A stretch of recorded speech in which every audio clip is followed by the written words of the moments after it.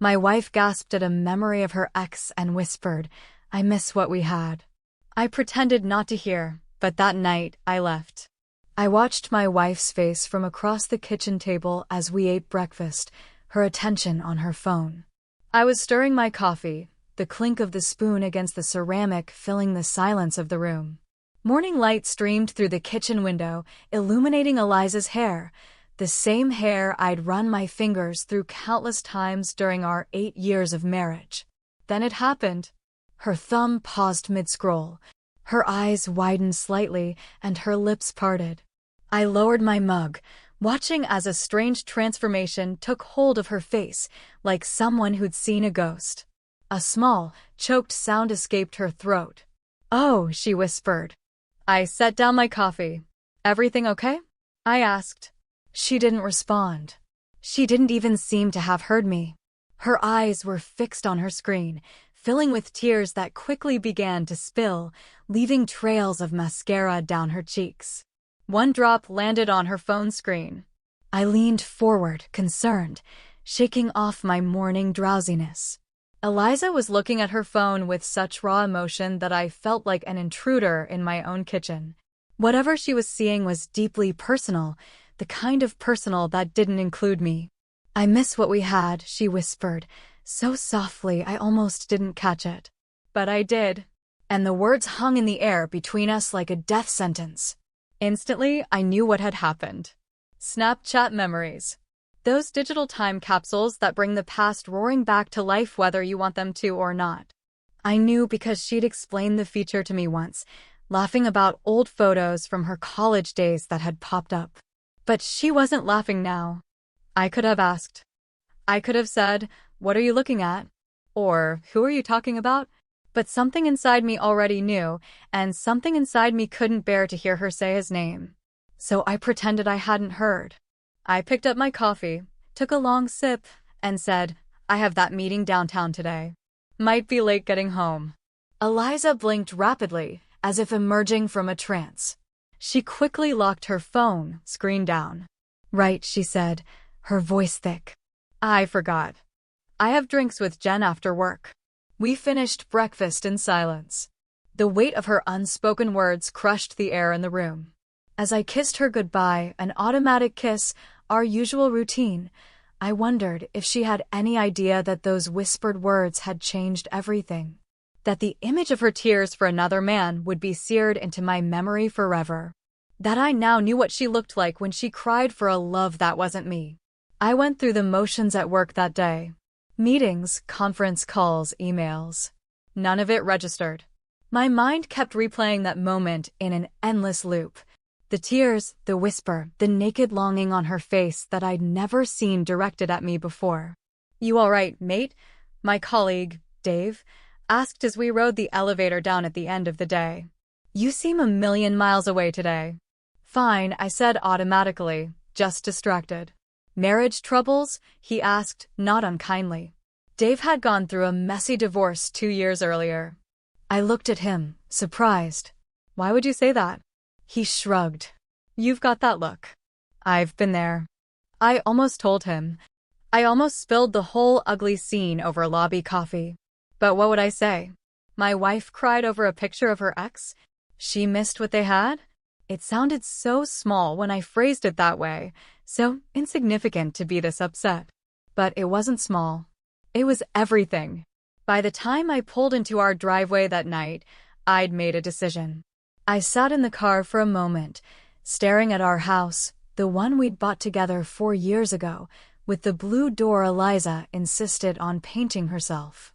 The porch swing where we sometimes drank wine on summer evenings, the flower boxes where I'd planted her favorite zinnias last spring. It all looked like a stage set now, a backdrop for a marriage that maybe had never been real. I went inside, knowing Eliza wouldn't be home for hours. She always lost track of time with Jen. This gave me the space I needed. I moved through our house like a ghost, touching things, remembering. The blanket she always pulled to her side of the couch, the collection of mugs we'd acquired from different vacation spots, the wedding photo on the mantelpiece. Eliza, looking at me with what I'd always thought was love. Had she ever looked at me the way she'd looked at her phone this morning? The question burned in my gut as I went upstairs and pulled my suitcases from the back of our closet, the same ones we'd used for our honeymoon in Costa Rica. I started packing methodically. Clothes, toiletries, important documents, just what I really needed. I left all the furniture, all the wedding gifts, all the shared purchases. I didn't want anything that reminded me of us, of her. As I worked, I found things that stopped me in my tracks. Tickets from the first movie we saw together, a birthday card where she'd written that I was her forever person, a small seashell from the beach where I'd proposed. Lies, all of it. Or maybe not lies when she'd written them, but invalidated now. Revised by that whispered confession to a ghost on her phone screen. When the suitcases were full, I carried them down to the car and loaded them into the trunk. Back in the house, I sat at our kitchen table, the scene of the crime, and wrote on a notepad, "Eliza, I heard what you said this morning. I saw your face when you looked at his picture. In 8 years, you've never looked at me like that. Don't worry. Go after your memories. I won't stand in your way. I've only taken what's mine. The rest is yours, including the house. I'll be in touch about the practical matters when I'm ready. James." I placed the note on the kitchen counter where she couldn't miss it. Then I took off my wedding ring, set it beside the note, and walked out the door. As I backed down the driveway, I glanced up at our bedroom window, remembering countless nights tangled in sheets with her, whispering plans for our future. Had she been thinking of him even then? I drove away from the only life I'd known for the past decade, feeling nothing but a cold emptiness where my heart should be. I checked into a hotel downtown, one of those extended stay places with kitchenettes and weekly rates. The kind of place that smelled of other people's food and industrial cleaning products. It wasn't home, but it wasn't meant to be. I turned off my phone before she could call. I needed space. I needed time to think without her voice in my ear, without her explanations, excuses, or denials. The next morning, I called in sick to work, something I almost never did. Then I sat in the stiff hotel armchair, staring at the parking lot, wondering what the hell I was going to do now.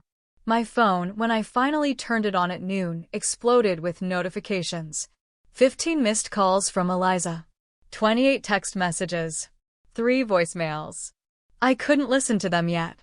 Instead, I called the one person I knew would understand. "Rob, it's James. I need a favor." Rob had been my best friend since college. He'd been my best man, and he'd never liked Eliza, though he'd hidden it well for my sake. "Anything, man. What's up?" "I left Eliza last night. I need a place to crash until I sort things out." A pause. "Seriously? What happened?" "I'll explain when I see you. Can I come over tonight?" "Of course you can. Stay as long as you need." That was Rob. No questions, just support. I felt the first flicker of solid ground beneath my feet since the previous morning. I spent the day disconnected, checking out of the hotel, going through the rituals of life while feeling completely detached from it. I drove past our house on my way to Rob's place. A masochistic detour. Eliza's car was in the driveway. I wondered if she was inside, crying, or if she was already on the phone with him. His name was Kyle. I'd never met him, but I knew the basics. College sweetheart. They'd been together 3 years before he'd taken a job overseas. They tried a long-distance relationship, but it had crumbled. She'd met me 6 months later. Had I always been a replacement? 8 years of replacement. Rob's place was a true bachelor pad. Sparse furniture, giant TV, fridge full of beer, and not much else. But it felt honest in a way my marital home no longer did.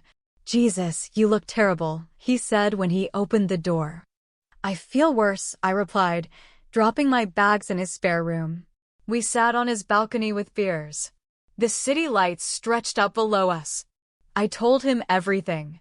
The Snapchat memory, her tears, the whispered words that had shattered my world. Rob listened without interrupting, then said the last thing I expected. "Are you overreacting?" I stared at him. "What?" "Look, it was shitty to see. I get that. But people get nostalgic. Doesn't mean she doesn't love you. You didn't see her face, I said, my voice hollow. It was like she was grieving something precious. Rob sighed. Have you even talked to her about this? Given her a chance to explain. Explain what? That she's still in love with her ex? With me? Maybe it wasn't that at all.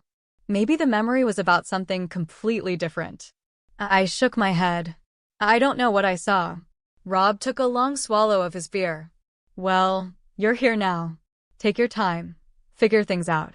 But James, at some point, you're going to have to talk to her. I knew he was right, but not yet.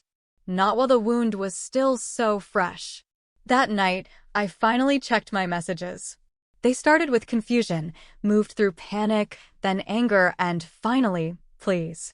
James, where are you? What's going on? Please call me.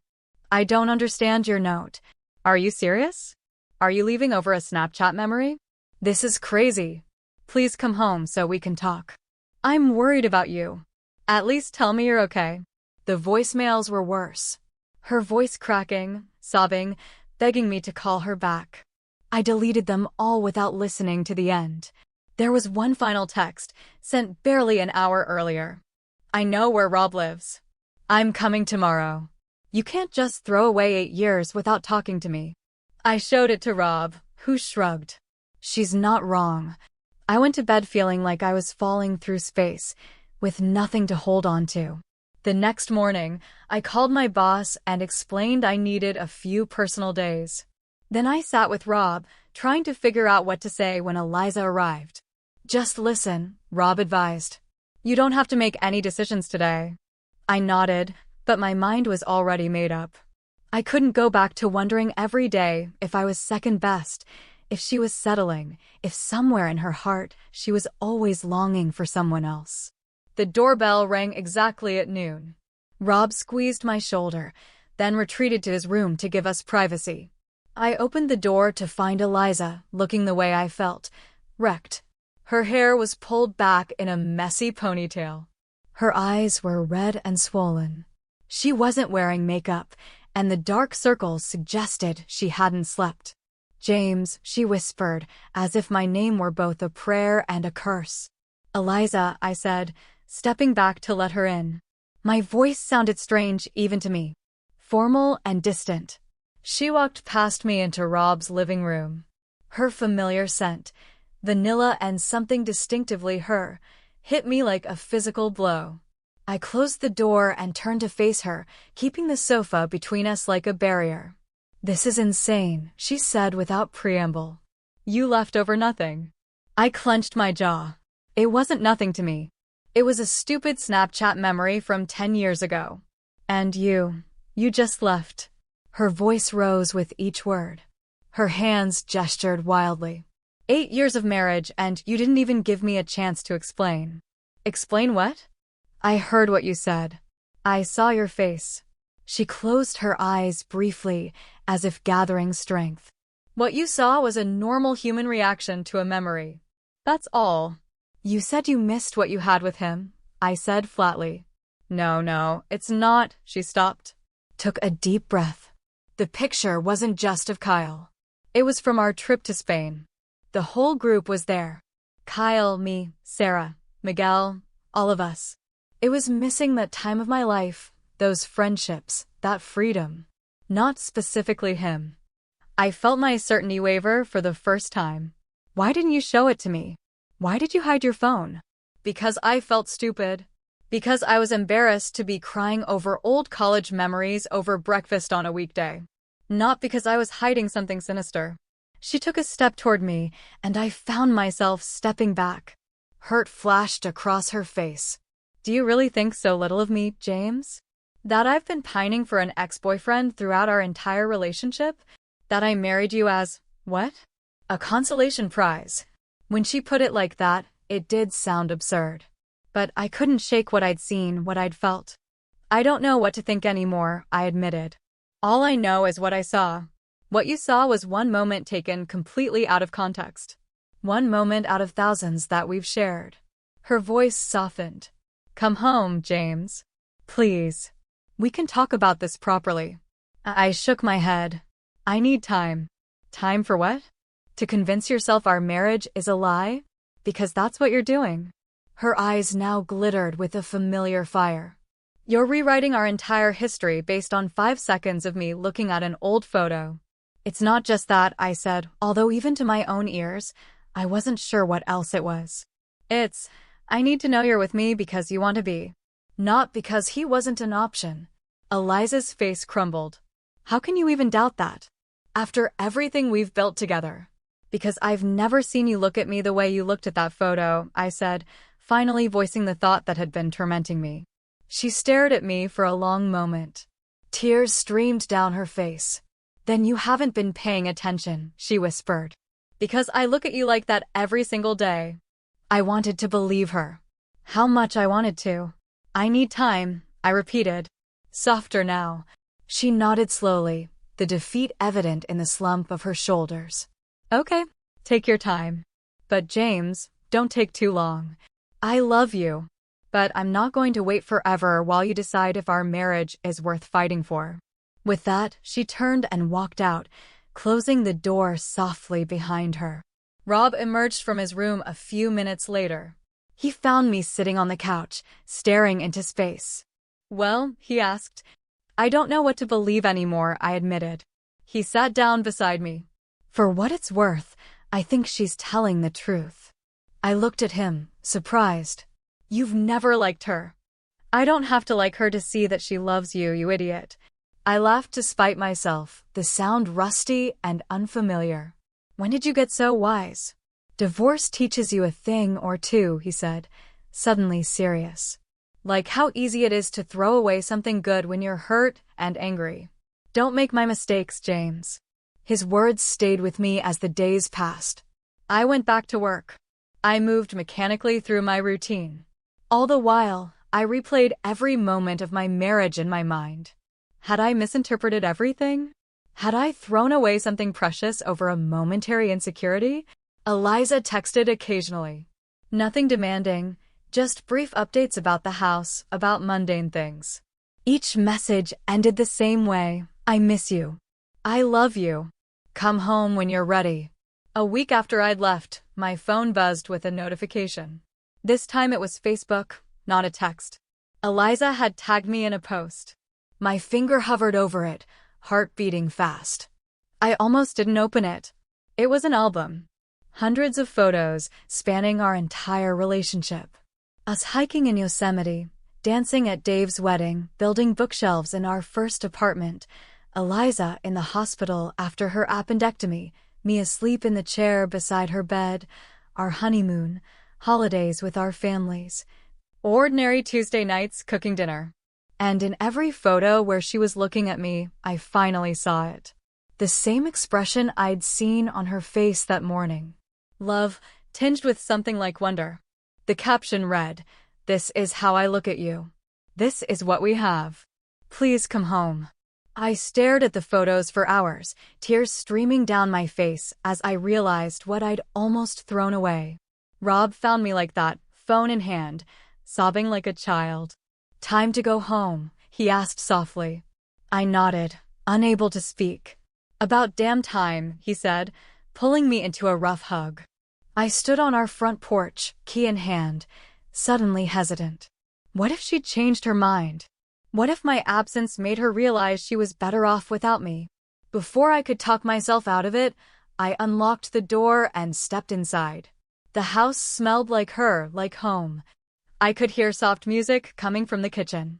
Ella James, Eliza's go-to when she cooked, cleaned, or just needed comfort. I moved silently down the hallway. Then I stopped in the kitchen doorway. Eliza was at the counter, chopping vegetables, humming softly. She hadn't heard me come in. For a moment, I just watched her. This woman I'd pledged my life to, this woman I'd almost left. She looked tired, thinner than she'd been just 2 weeks ago. A pang of guilt shot through me. Eliza, I said softly. She spun around. The knife clattered onto the cutting board. Her eyes widened, instantly filling with tears. James, she whispered, as if she wasn't sure I was real.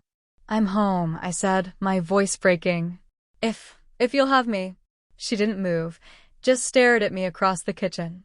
Are you staying? Or are you just coming to get more of your things? The uncertainty in her voice was like a knife to my gut. I'm staying. If you want me to. She nodded. A small, jerky movement. I want you here too. We stood there, the width of the kitchen between us. 8 years and 2 terrible weeks hanging in the balance. I'm sorry, I said finally. I should have talked to you. I should have asked instead of assuming the worst. Yes, you should have. Her voice was firm now, gaining strength. You hurt me, James. Not just by leaving, but by how easy it was for you to believe I could be living a lie all these years. I crossed the room slowly, giving her time to move away if she wanted to. She didn't. When I reached her, I took her hands in mine, relieved when she didn't pull away. I know. And I will spend however long it takes to make it up to you. I squeezed her hands gently. But I need to know something, Eliza. No more secrets, no more assumptions. Just the truth. She looked me in the eye, hers still swimming with tears. Ask me, are you happy with me, with our life? Or is there some part of you that wishes things had been different? She didn't answer right away, and my heart nearly stopped in the silence. But then she spoke, her words careful and measured. I'm happy with you. With us. That doesn't mean I never think about the past or wonder about roads not taken. Everyone does that, James. It doesn't mean I regret the road I chose. She freed one hand to touch my face, a gesture so familiar it tightened my throat. But if you're asking if I wish I'd ended up with Kyle instead of you, no, not for a second. I believed her. I could see the truth in her eyes, hear it in her voice. The relief was so intense I felt dizzy. I love you, I said, the words inadequate for everything I was feeling. And I'm so sorry I almost threw this away. Then she smiled. Small and sad, but real. We both have work to do. Trust to rebuild. I nodded. I know. I'm ready for that work. If you are too. Instead of answering, she stood on tiptoe and kissed me. Soft and tentative at first, then with growing certainty. I wrapped my arms around her, holding her as if she'd disappear if I let go. When we broke apart, she whispered against my lips, "Welcome home." That night, we talked for hours. Really talked, in a way we maybe never had before. About insecurities and fears. About the small resentments that had piled up over the years without either of us acknowledging them. About how my parents' bitter divorce left me always waiting for abandonment. About how her relationship with Kyle had ended not with a clean break, but a long, painful fade that left her questioning her own worth. I should have told you how scared I was, I admitted as we lay in bed, her head on my chest. How sometimes I look at you and I can't believe you chose me. How I've always waited for you to realize you made a mistake. She sat up to look at me, her expression serious. And I should have made sure you knew how much I love you. Not just assume you could see it. I ran my fingers through her hair, marveling at how close I'd come to losing this, to losing her. No more assumptions, I promised. From now on, we say the hard things out loud. She nodded, then lay back down against me. Starting with this, I'm still angry with you. For leaving. For not trusting me enough to talk to me. That's not going to go away overnight. I know, I said, tightening my arms around her. I'll earn your trust back, no matter how long it takes. In the days that followed, we began the slow process of rebuilding. We signed up for weekly sessions with a marriage counselor. We instituted date nights and tech-free time. We learned to check in with each other, to voice our fears before they became monsters. It wasn't easy. There were setbacks, arguments where my leaving was thrown back in my face, moments where I'd see her phone and feel that old suspicion rise. But each time, we found our way back to each other. Each time, the foundation grew a little stronger. 3 months after I came home, Eliza left her phone on the kitchen counter while she went to shower. A notification popped up. Another Snapchat memory. Without thinking, I picked it up. It was a photo from 2 years ago. Us, making silly faces at the camera on some beach. Nothing special, Just an ordinary moment on an ordinary day. I put the phone down, ashamed that I'd looked. When Eliza came downstairs, hair still damp, I confessed immediately. A memory notification popped up on your phone. I looked. Instead of anger, her face held only understanding. Old habits, she said softly. Did you find what you were looking for? I shook my head, pulling her into my arms.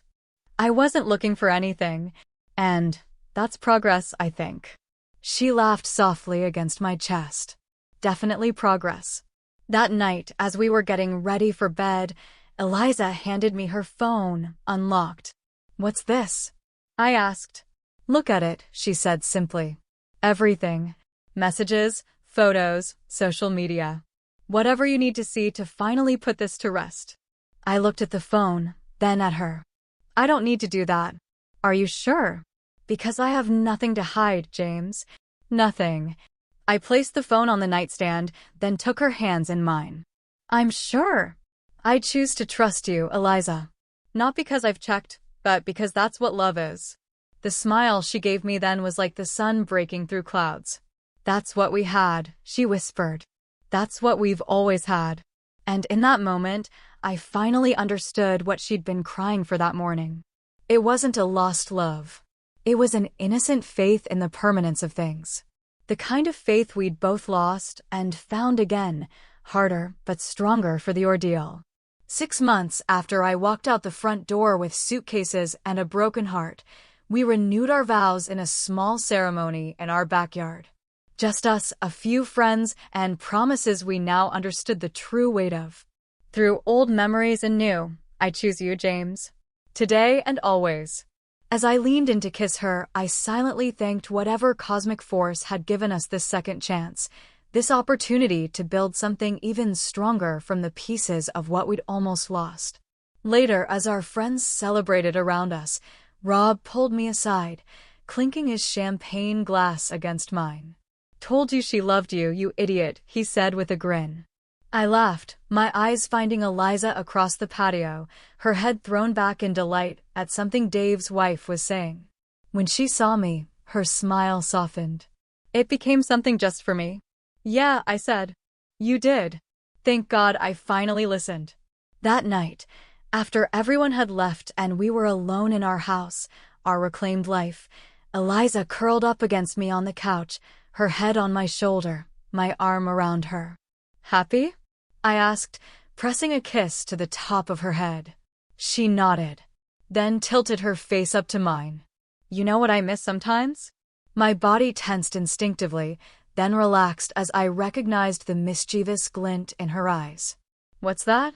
The way you used to dance with me in the kitchen for no reason, she poked me in the ribs. The way you used to sing off-key to make me laugh when I was sad. I stood up abruptly, pulling her to her feet. Well, we can't have you missing things, can we? I pulled out my phone, scrolling through my playlist until I found our song, the one from our first dance at our wedding. As the music filled our living room, I took her in my arms and began to sway. Better, I murmured against her hair. Much, she said, snuggling closer. This is what I want to remember.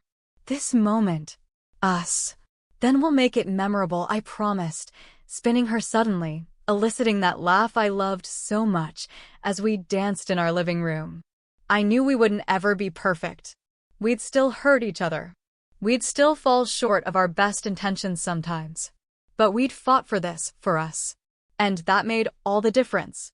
Whatever memories might surface from our pasts, we were choosing to build our future together. One dance, one day, one moment at a time.